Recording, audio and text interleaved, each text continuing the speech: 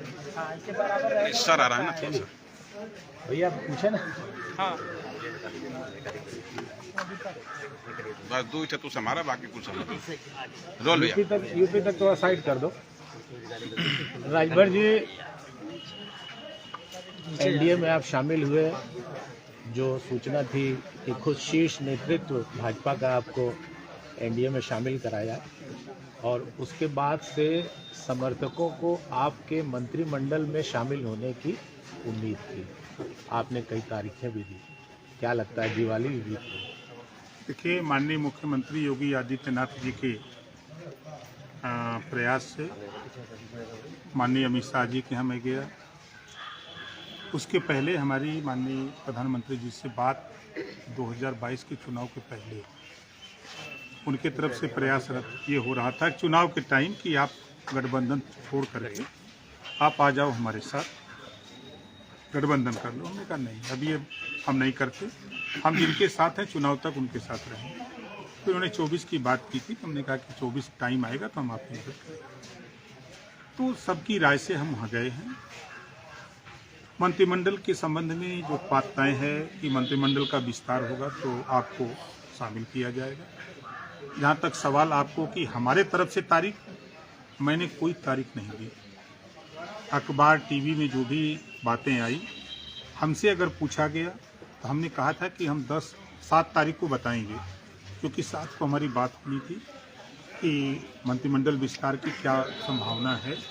तो उधर से बात आई कि अभी हम लोग चुनाव में व्यस्त हैं, और चुनाव में जो मध्य प्रदेश का चुनाव बीत जाता है तो फिर इस पर चर्चा होगी। तो ये माना जाए कि मध्य प्रदेश के चुनाव या जो 5 राज्यों के चुनाव हो रहे हैं, इसके बाद मंत्रिमंडल विस्तार की संभावना है? देखिए, यूँ मान लीजिए कि जो मंत्रिमंडल का विस्तार होगा उसमें ओम प्रकाश राजभर शामिल होंगे। अभी आप एक चीज़ कह रहे थे कि समीक्षा बैठक जब आप कर रहे थे तो अभी मैं सुन रहा था, आपने कहा कि जैसे ही मंत्रिमंडल विस्तार होगा ओम प्रकाश राजभर को कोई इग्नोर नहीं कर सकता। ये समर्थकों में केवल जोश भरने वाली बात थी या? मैं फिर कह रहा हूँ कि जिस दिन मंत्रिमंडल का विस्तार होगा उस दिन ओम प्रकाश राजभर सरकार में शामिल होंगे। एक बयान आपका बहुत तहलका मचाया हुआ है, अब वो आप अभी बोल रहे थे, हम चाहेंगे कि उसका भी आप स्पष्ट कर देते कि एनडीए के कुछ साथी आपके संपर्क में हैं। देखिए, हमारा संपर्क इंडिया के हमारा सबसे संपर्क रहता है। अब हम भी चाय पीने जाते हैं, वो भी चाय पीने जाते हैं, राजनीति अपनी जगह है। जब देश के बड़े नेता एक साथ बैठ करके चाय पीते हैं और छोटे कार्यकर्ता नीचे आपस में बेचारे लड़ते हैं, उसी बात पर मैंने कहा कि हमारी बात सबसे होती है। आपने देखा होगा कि एक बयान, मैं महाराष्ट्र गया था, बॉम्बे, उद्धव ठाकरे जी का बयान शायद याद होगा। उन्होंने कहा कि ओम प्रकाश जी आप हमसे समझौता कर लो तो हम यहाँ के चुनाव को जो है हम चुनाव आसानी से जीत जाएंगे, मुझे किसी की ज़रूरत नहीं है। मैं बिहार गया था तो मैं जाकर के वहाँ खुद, तो पिछले साल मैं गया था तो नीतीश जी ने खुद कहा था कि हमसे मिल लीजिएगा महाराज, तो जाइएगा। मैं उनसे भी मिला, जाकर के मिला था जब जेल में थे लालू जी रांची, वहाँ जाके मिला। तेजस्वी से दिल्ली मिला, मिलते रहते हैं सबसे। मायावती जी से बात होती है, अखिलेश जी से बात होती, किससे नहीं बात। मतलब राजनीति में अपार संभावनाएं हैं अभी देखिए, राजनीति में नीचे जा रहा है बच्चा, कौन नेता किसके साथ कब जाएगा कोई गारंटी नहीं। उदाहरण हम आपको बता दें, 17 के चुनाव में कांग्रेस पार्टी के संबंध में समाजवादी पार्टी ने कहा ना कि इनके पास कुछ नहीं, हमारी सबसे बड़ी भूल थी जो गठबंधन की। और फिर 24 के चुनाव के लिए गठबंधन। और मायावती जी ने कहा कि 2 जून की घटना को लेकर मायावती जी ने कहा कि अब कभी जीवन में सपा से गठबंधन नहीं। 19 में फिर हो गया। भारतीय जनता पार्टी को लेकर के लोग कहते हैं कि मुसलमानों की दुश्मन, महबूबा मुफ्ती अलगाववाद की राजनीति करने वाली पार्टी, उससे गठबंधन हुआ, 2 साल सरकार चली। किसी पार्टी को उठा के देखिए, सब लोग इधर उधर। लेकिन जो आज की डेट में जो बयान आपका है, क्या उसको माना जाए वो मीडिया चला रही है या आपने भी कुछ? नहीं, मैंने कहा है हमने उस बयान को यूं कहा है कि देश के अधिकांश नेता, बड़े नेता दो मुहियां साफ होते हैं, उसी में हम भी हैं। हम अपने को अलग नहीं रखते भाई, इस नाते की झूठ हम नहीं बोलते। सर 2024 अब बाकी बातें अफवाह समझी जाए। सब वही देखिए, राजनीति में चाहे आपकी टीविया बका चली, कुछ चले के चाहिए न, कुछ राजो भर के दिखाए के चाहिए कुछ। सर 2024 में कितनी सीटों पे चुनाव लड़ने जा रहे हैं आप लोकसभा? देखिए, हम 80 सीट पर लड़ेंगे हम लोग, पहली बात यूपी में। और जहाँ तक हमारी पार्टी का सवाल है, हम तैयारी तो 80 सीट पर कर रहे हैं। हम 3 सीट मांग रहे हैं, बिहार में 2 सीट मांग रहे हैं। वो सीट कौन कौन सी है अगर बिहार वाली? बिहार में हम पश्चिमी चंपारण की एक सीट है, नालंदा नवादा की सीट है, एक सीट है आपकी बक्सर की। और उत्तर प्रदेश में? उत्तर प्रदेश में कौनो सीट मिल जाए। गाजीपुर के बारे में क्या विचार है? गाजीपुर मिल जाए तो लड़ल जाए। गाजीपुर से उम्मीद की जाए?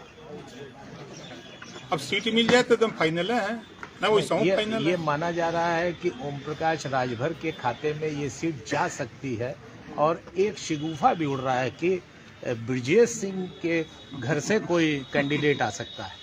देखिए, अभी तक तो ये खबर चलती थी कि ओम प्रकाश राजभर का मुख्तार अंसारी से संबंध है। आपने कहा भी है। बिल्कुल कहता हूँ। अब आप कह रहे हैं ना कि ब्रजेश सिंह के परिवार से आ सकता है, उनसे भी संबंध है, हमारा सबसे संबंध है। संबंध के मामले में नहीं हम पीछे रहते हैं। तो अब देखिए, नेतृत्व के ऊपर है, दिल्ली का नेतृत्व जो तय करेगा वो चुनाव लड़ेगा। रही बात जो सीट हम लोगों को मिलेगी, हमारी पार्टी से प्रत्याशी है। मंत्री जी, एक मामला और उठता है बिहार की, चूंकि आप चर्चा की है, तो बिहार में जिस तरीके से विधानसभा में मुख्यमंत्री जी ने एक इशारा किया था, आपने देखा होगा, तो उसको लेके क्या कहेंगे सर? देखिए, हम उनके बयान से सहमत नहीं हैं। हिंदू धर्म के मामले में एक बात कही जाती है कि जब 60 साल के ऊपर के लोग हो जाते हैं तो कभी कभी कुछ जबान से अपशब्द निकल जाते हैं, ऐसी विडंबना लोग कहते हैं, वही बात है। स्वामी प्रसाद मौर्य का एक बयान लक्ष्मी जी पे आया है। हमको तो लगता है कि स्वामी प्रसाद मौर्य जी को पीजीआई भर्ती होना चाहिए। ये संविधान की बात नहीं मानते। शपथ लेते हैं, 5 साल जब मलाई खाना था तो भारतीय जनता पार्टी के साथ मलाई खाए, तब सरस्वती जी, लक्ष्मी जी और रामायण की चौपाई रामायण नहीं दिखाई दिया।